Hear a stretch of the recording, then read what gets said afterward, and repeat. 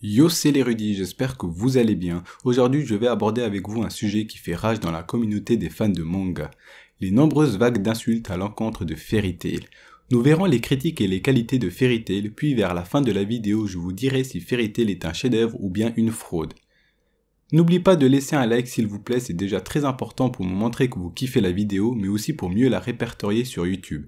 Et abonnez-vous à mon compte pour mieux être au courant des prochaines sorties des vidéos. Merci de m'avoir écouté et commençons sans plus tarder cette vidéo. Je tiens à préciser que cette vidéo contient du spoil.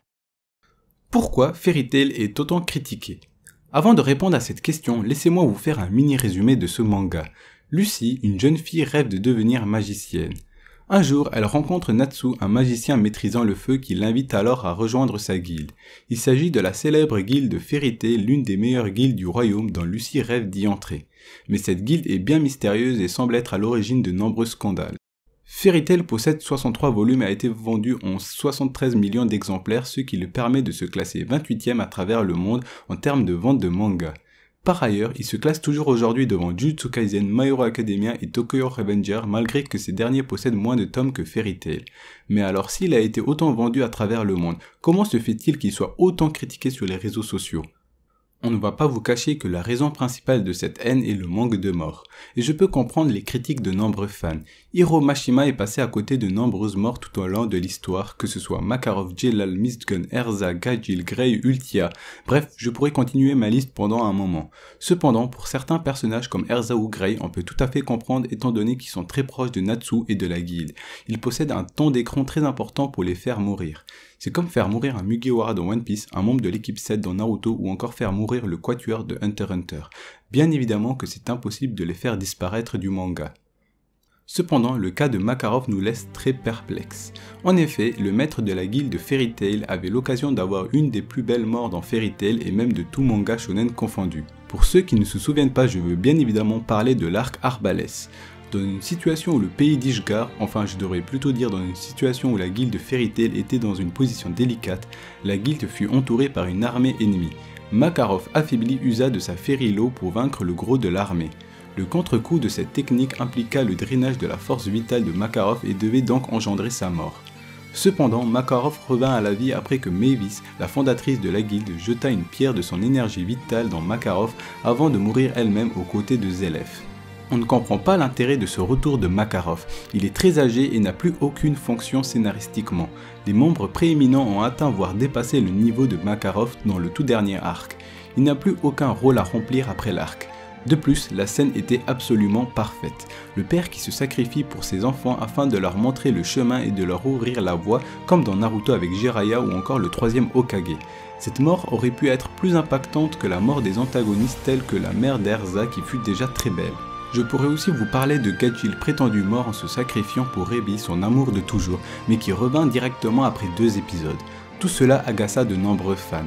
D'ailleurs, 9 chapitres avant la conclusion, l'auteur nous affirma que Fairy Tail est un spectacle léger et ne traitera pas de scénarios sombres tels que la mort et presque aucun personnage majeur ne mourra. Nul doute que ce revirement de Hiro Mashima a suscité cette haine envers cette œuvre. Le pouvoir de l'amitié a aussi joué un très grand rôle sur la forte critique négative de Fairy Tail. Ce cliché et cette redondance ont su agacer les fans de manga car Natsu bat des adversaires nettement plus puissants que lui grâce à l'amitié et non à de nouvelles super techniques ou à des évolutions. Natsu est vraiment dépendant de ses amis. En battant des adversaires plus puissants que lui grâce à ce pouvoir, Natsu n'évolue pas au fil du combat et ne gagne uniquement que grâce à sa détermination. Et ces scènes recommencent arc par arc jusqu'à la fin du manga. D'où l'utilité de l'ellipse d'une année permettant aux protagonistes d'évoluer et de se préparer à la future bataille. Fairy Tail n'a pas aussi développé certaines thématiques telles la maîtrise volontaire du Dragon Force, le démon IND et les mages sacrés restants. Nul doute que certains fans resteront avec un sentiment amer et de non-satisfaction vis-à-vis de cette œuvre. Un dernier aspect qui agace certains fans est sans aucun doute le fanservice de Hiro Mashima. On ne voit que tout au long de l'histoire des femmes dénudées ayant de grosses poitrines ou encore des hommes qui sont souvent torse nu. Voilà, je vous ai proposé toutes les grandes critiques émises concernant Fairy Tail que j'ai dû développer par moi-même étant donné que les gens ne se contentent de critiquer une œuvre sans en donner les arguments. Après avoir énoncé les points négatifs de Fairy Tail, il serait donc temps de s'intéresser aux points positifs. C'est ainsi que nous allons répondre à cette question, quelles sont les grandes qualités de Fairy Tail ? Fairy Tail est une œuvre absolument fantastique dans les deux sens du terme. Il correspond parfaitement à ce que le mot aventure signifie. Déjà, en regardant uniquement le protagoniste Natsu Dragnir, son objectif est de vivre des aventures avec ses camarades de guilde tout en cherchant à retrouver son père spirituel Ignir, le roi dragon de feu. C'est un shonen classique ayant un très beau scénario, rien de surprenant jusque-là. Au fil de l'histoire, il va se faire de nombreux ennemis de plus en plus redoutables et de nombreux alliés au fur et à mesure de l'histoire. On suit donc l'aventure passionnante de Natsu. Les quêtes qu'il va effectuer sont divertissantes, certaines quêtes sont bien sûr plus intéressantes que d'autres, certaines décisives pour l'avenir de la guilde, du royaume ou même plus tard du pays. Et c'est maintenant que ça va devenir intéressant. Fairy Tail est l'un des mangas ayant une très grande diversité et richesse concernant les personnages. Ils sont tous parfaitement développés et sont tous extrêmement attachants. Ils possèdent tous une enfance difficile mais différente des uns des autres. Ils sont tous pourvus d'une allure excellente, et le plus incroyable malgré leurs différences est qu'ils demeurent tous unis les uns aux autres et se considèrent comme une famille. Mais c'est lorsqu'ils sont entrés dans la guilde que leur évolution prendra forme. On assiste vraiment à leurs évolutions liées non seulement à leur enfance, mais également au contexte dans lequel ils se trouvent. Nos protagonistes sont tellement attachants jusqu'au point de nous faire vivre avec eux leurs aventures. Le scénario est vraiment aussi intéressant. Tout comme dans Naruto, on voit tout d'abord les protagonistes effectuer différents types de missions rapportant de l'argent. Ces missions appelées quêtes sont réparties selon leur difficulté.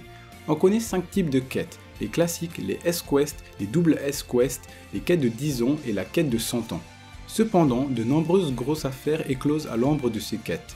C'est ainsi que Natsu et ses amis se retrouvent parfois malgré eux dans des affaires dangereuses, mais l'intrigue principale se dessinera bien plus tard. En effet, on nous introduit dès l'arc Tenro une nouvelle intrigue qui ne prendra fin qu'avec le dernier épisode. L'apparition d'Agnologia et de Zelef, deux êtres invincibles, a permis de créer des adversaires à la guilde de Fairy Tail qui commençait à rouler sur tous ses adversaires. Non seulement la guilde de Fairy Tail avec tous ses hauts membres avait perdu, mais avait aussi accumulé du retard après l'emprisonnement de 7 ans. Ce fut ainsi que la guilde se créa son objectif de récupérer le titre de la meilleure guilde du royaume de Fioré, mais aussi de terrasser ses ennemis. Si je vous dis maintenant que Fairy Tail aurait dû se finir à l'arc Phantom Lord à la victoire de Makarov sur Maître José, vous vous rendez compte que l'auteur n'avait pas prévu de continuer. Il lui a fallu une imagination débordante et une organisation rigoureuse pour avoir une bonne structure dans l'œuvre de Fairy Tail tout en gardant une histoire cohérente. Quand on voit que certains mangaka comme Oda, Kubo et Isayama qui connaissaient déjà la fin de leur histoire au début de leurs mangas respectifs, il est beaucoup plus dur de faire preuve d'une créativité. Cette inventivité nous a mené à la création de nouvelles intrigues, de nouveaux personnages et de nouveaux cadres. Je pourrais également vous parler de l'anime, plus précisément des OST qui sont absolument mythiques. Très peu, mais alors vraiment très peu d'animés peuvent se vanter d'avoir autant de bons OST. Devrait-on critiquer Fairy Tail ? Je vous répondrai directement non sans hésiter. Fairy Tail a de nombreuses qualités qui compensent largement les quelques défauts. Si vous trouvez absurde ou que vous critiquez le pouvoir de l'amitié, c'est que vous n'avez pas compris les valeurs que prône Fairy Tail. On ne peut franchement pas critiquer cette œuvre pour cette raison. C'est la philosophie de ce manga, il s'agit de l'essence même de Fairy Tail. Fairy Tail est un shonen neketsu, mais déjà qu'est-ce qu'un shonen neketsu ? Il s'agit d'un procédé narratif ayant comme thème un garçon ou un jeune adulte fréquemment orphelin qui poursuit une quête. Entouré d'un groupe d'amis et doté de pouvoirs magiques, il est constamment en lutte contre le mal. Ce genre prône souvent l'amitié, l'esprit d'équipe, la justice et la volonté de se surpasser. Cette description ne vous rappelle pas Fairy Tail, One Piece, Naruto ou encore Hunter x Hunter. Tout cela pour vous affirmer que Fairy Tail respecte les règles du shonen neketsu. Il est donc impensable de le critiquer à cause du pouvoir de l'amitié. Si on critique Fairy Tail, on devrait critiquer alors tous les shonen. Bien que mon œuvre préférée soit One Piece, si on doit critiquer Fairy Tail pour le nombre de morts, on devrait également le faire pour One Piece. Si vous n'aimez pas l'amitié, il existe divers types de mangas tels que Tomodachi Game ou Classroom of the Elite qui renient l'amitié. Donc je vous conseille d'aller les lire si vous êtes fan de la désaffection et de l'animosité. C'est tout pour cette vidéo, n'oublie pas de t'abonner à la chaîne si ce n'est toujours pas encore fait et bombardez-moi dans les commentaires le signe d'affection de la guilde de Fairy Tail.